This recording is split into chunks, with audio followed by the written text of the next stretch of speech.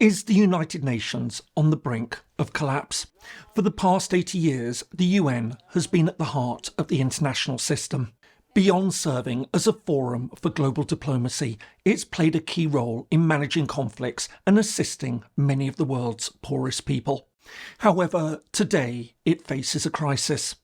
Amidst funding cuts, the UN is running out of money. With programmes halted, staff laid off, and vital operations now scaled back, there are fears that it could soon collapse, with disastrous consequences. But how likely is this to happen, and what can be done to save it?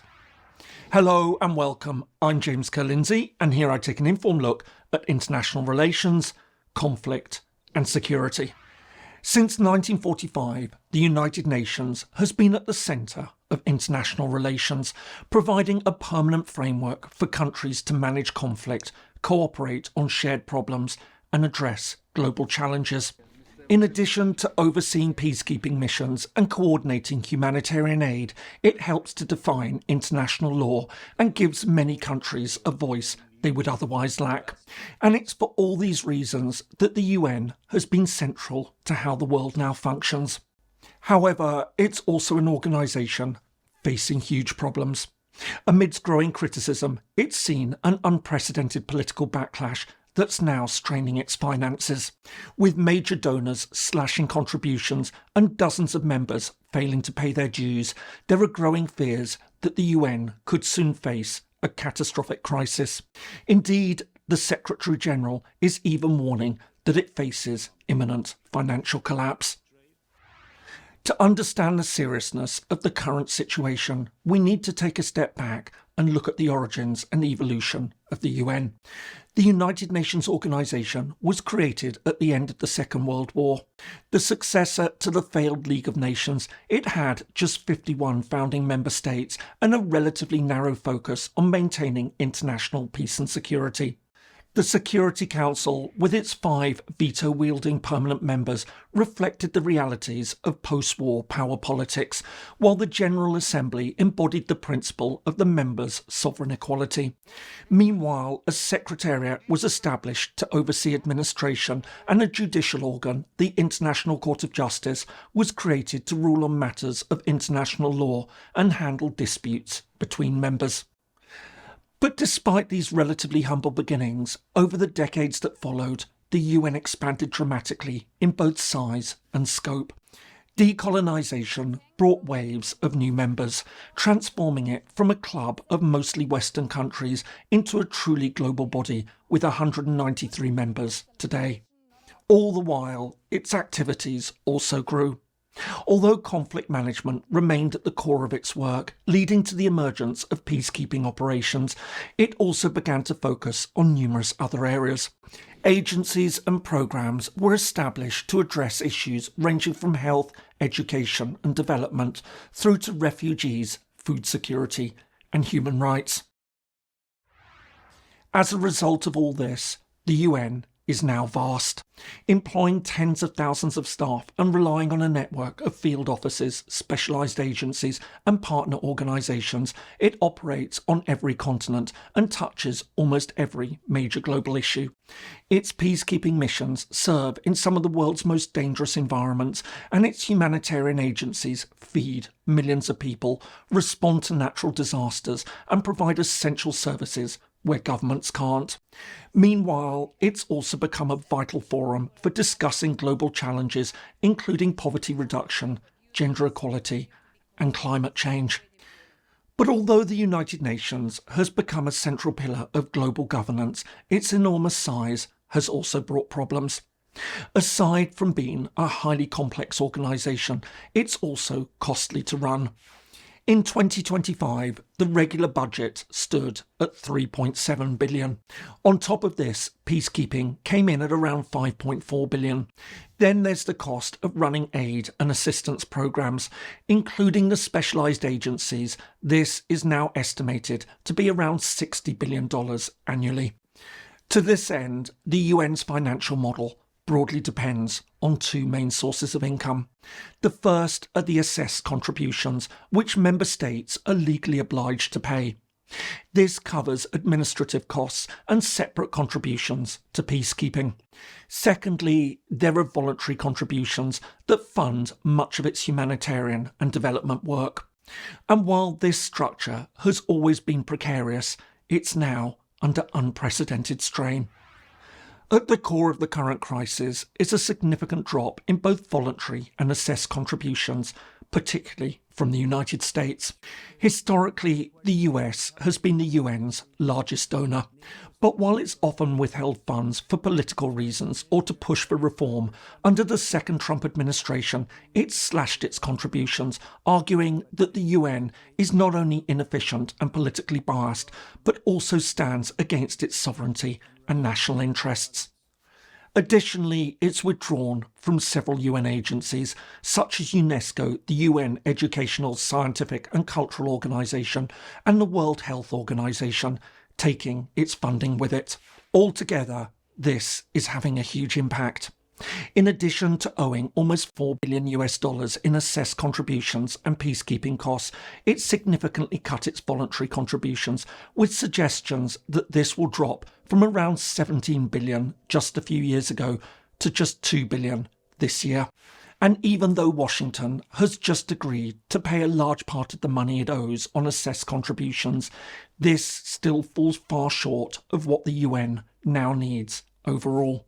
However, the problem goes far beyond the United States.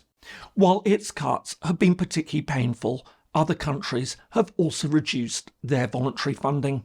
For example, Britain, France and Germany have all scaled back their contributions, increasingly focusing instead on defence and security spending. So too have other Western states.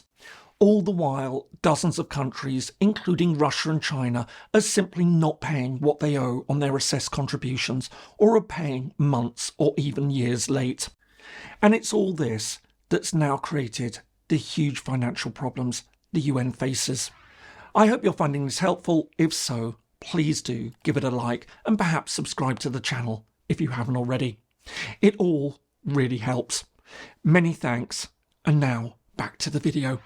Overall, the scale of the problem is huge, as UN agencies have been forced to suspend programmes, delay salaries and draw on reserves just to stay afloat. Essential services, including food aid, health services and refugee support, have all been affected. So too has peacekeeping, which is facing significant personnel cuts. Internally, the organisation has reduced spending by 15% for 2026, implementing hiring freezes, cancelling contracts and delaying new initiatives. But while the UN has faced budget cuts before, what makes the current situation so different is the sense that there may be no financial safety net left to support it. Indeed, officials now warn that parts of the UN system are edging towards insolvency, with potential knock-on effects on the UN as a whole.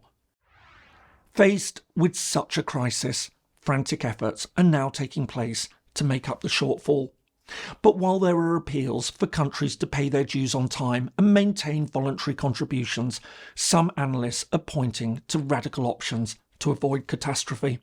One possibility is that another country could step in to replace lost US funding. However, it's hard to see who could do it. Russia is certainly in no position to do so, and it seems unlikely that the European Union countries will. China could, but assuming Beijing would take this on, it would want a greater say over various priorities, staffing and approach. This could see a stronger emphasis on sovereignty and development over human rights and democracy.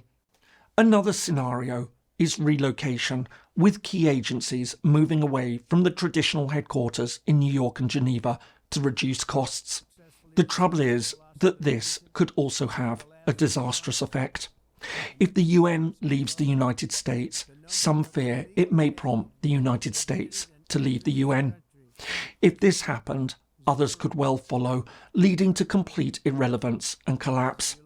Meanwhile, other pessimistic scenarios envisage a fragmentation of the UN system, with some agencies surviving independently while others wither away. Most seriously, the UN could disappear altogether. So, could the UN really be on the verge of collapse? On the one side, some argue that this just won't happen. The UN is simply too big and too indispensable to fail. Even if they're critical of the UN, most countries continue to rely on it to manage crises they can't handle on their own. As there's no other body that could come close to replacing it, they argue that while the UN may have to change, perhaps radically, it will ultimately survive. But not everyone shares this view. Others insist that the current financial problems are a symptom of deeper structural issues. The UN is facing a crisis of legitimacy on multiple fronts. As great power rivalry grows and countries seem less constrained by international law, UN authority has been undermined. Likewise, the shift by some countries, such as the US, towards unilateralism has made the UN seem less relevant than ever.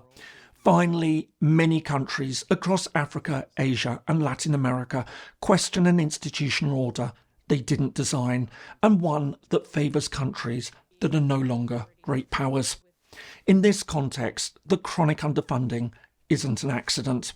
It's the result of a broader loss of confidence. And without drastic reform, many would argue that collapse isn't just possible, it could soon become inevitable. But whatever the outcome of the financial crisis, the UN is entering a truly decisive period. Financial pressures, political divisions and rising global instability are creating unprecedented dangers for the organisation. Whether it adapts, shrinks, transforms or even disappears will now depend on choices made by the member states. But as they consider the organisation's future, they need to be clear about what collapse would actually mean. The UN is easy to criticise, and it often falls short of its lofty ideals. However, its absence won't create a more orderly or just world. Instead, it will simply leave a vacuum precisely when shared challenges are growing and intensifying. Without it, conflict management will shift towards regional powers, each pursuing its own agenda. Humanitarian responses will be slower and far more politicised, and smaller states will lose a crucial platform for their diplomacy. Meanwhile, the risk of great power confrontation will continue to grow. While the United Nations certainly has its flaws, these are preferable to the alternative of no common framework at all. And it's for all these reasons that what happens next will shape not just the future of the UN, but the very nature of international relations for decades to come. I hope you found that useful. If so, here are some more videos that you might find helpful. Thanks so much for watching, and see you in the next video.